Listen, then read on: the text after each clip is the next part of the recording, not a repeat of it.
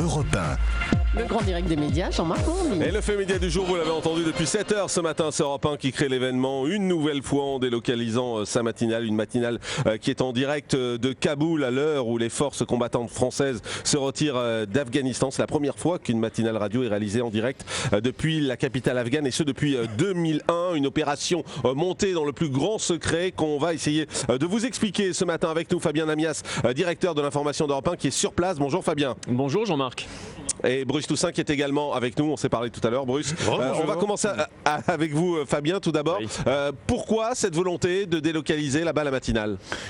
Tout simplement parce que on avait bien saisi que le retrait progressif des forces françaises d'Afghanistan et des militaires en général était un événement considérable, avec une portée très large qui dépasse d'ailleurs les simples opérations logistiques sur le terrain. C'est une signification politique, une signification diplomatique et c'est typiquement le type d'événement sur lesquels on a tout un tas de questions à se poser. Alors on y a réfléchi, on en a parlé ensemble et puis on s'est dit mais finalement est-ce que la meilleure solution, au-delà d'envoyer des excellents reporters comme Didier François et François Claus, ce ne serait pas d'aller directement sur place, là-bas, pour témoigner de l'événement, pour mieux comprendre, pour s'en imprégner, pour discuter, arriver 24 heures à l'avance et restituer aux Français qui nous ont écoutés ce matin ce qu'on a vu, ce qu'on a entendu avec des invités qui sont sur place, qui sont sensibles au fait qu'on vienne à leur rencontre et qui se livrent peut-être un peu plus facilement, qui disent une part de leur vérité. Donc voilà, l'idée elle est née il y a quelques semaines. C'était une idée un peu folle, difficile à réaliser. On en a parlé avec les responsables de l'armée, qui au début nous ont dit bon c'est un petit peu ambitieux votre projet, un petit peu compliqué à monter en termes de sécurité, ça peut pas se faire comme ça, et puis finalement ils ont joué le jeu, ils ont été formidables de nous accueillir ici sur la base de Warehouse et puis voilà, on a monté ça dans le plus grand secret. Je vais même vous dire Jean-Marc, une partie des équipes d'Europe 1 n'était pas au courant de ce projet parce qu'il fallait le maximum de confidentialité pour respecter les mesures de sécurité. Il fallait pas qu'ici en Afghanistan on sache qu'on vienne pour ne pas trop attirer l'attention sur nous et créer d'éventuelles tentations d'attentats.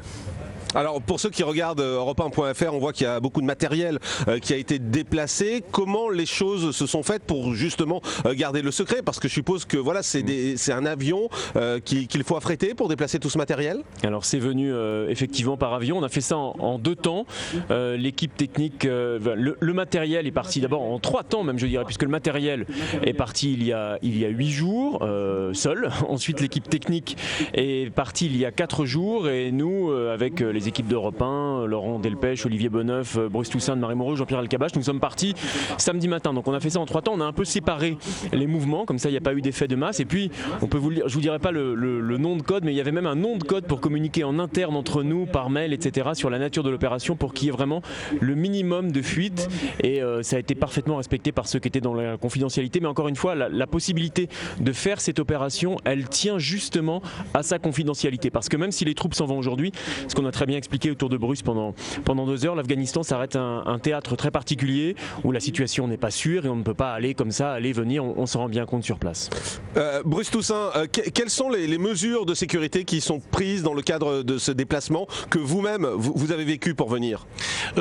C'est assez impressionnant, il faut bien le dire, c'est assez spectaculaire puisque ici les militaires ne sont pas ici pour s'occuper d'une émission de radio, ils sont ici pour assurer une mission, pour faire la guerre, pour dire les choses très franchement, ce qui signifie que les conditions de sécurité sont maximales. Ça veut dire par exemple qu'on se déplace voilà, dans des convois, dans des véhicules qui sont extrêmement sécurisés, avec des hommes armés, avec des gilets pare-balles, ce genre de choses. D'ailleurs le gilet pare-balles vous va très bien Bruce. Oui absolument, c'est-à-dire qu'il affine ma silhouette. Voilà.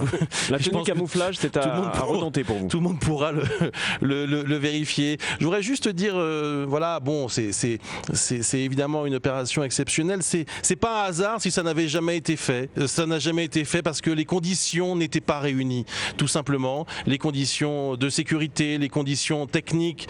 Et voilà, c'est pour nous une grande fierté d'avoir fait cette émission. Et j'espère que ça a intéressé un maximum d'auditeurs. Parce que comme le disait Fabien, c'est pas simplement un retrait militaire, c'est beaucoup plus que ça. Et voilà, et ce pays évidemment mérite encore beaucoup d'attention et c'est un honneur pour nous voilà, de proposer 2 heures comme ça sur une actualité internationale et de raconter tout simplement ce qui se passe en Afghanistan. Dernière question, Bruce Toussaint, et question un peu plus personnelle. Est-ce qu'on a peur quand on est là-bas, sur place? Non, mais je suis ni un casse-cou ni un trouillard, mais je dois dire qu'on est tellement bien entouré que voilà, on évite d'y penser. Mais voilà, en fait, c'est le dispositif qui est impressionnant. Voilà, c'est pas forcément le. En revanche, ce que je peux vous dire, c'est qu'avec Fabien, on a effectué un tour en hélicoptère. On a survolé toute la région de Kaboul hier avec les militaires français. Ça, en revanche, c'était très très impressionnant et très spectaculaire. Et on est évidemment en pleine voilà, l'hélicoptère les portes sont ouvertes. On est comme ça à quelques dizaines ou centaines de mètres du sol.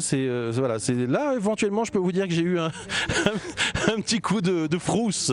Et puis on a toujours un petit peu peur, Jean-Marc, je tiens à préciser, mais c'est aussi pour ça, c'est cette petite boule au ventre, cette tension qui justifie, qui légitime l'intérêt qu'on porte à la situation. Donc ouais, on avait tous un tout petit peu les jetons, faut bien l'admettre a posteriori, mais enfin ça en valait vraiment la chandelle. Et puis je tire encore vraiment un coup de chapeau aux militaires parce qu'ils nous ont vraiment beaucoup aidé à monter ce coup-là.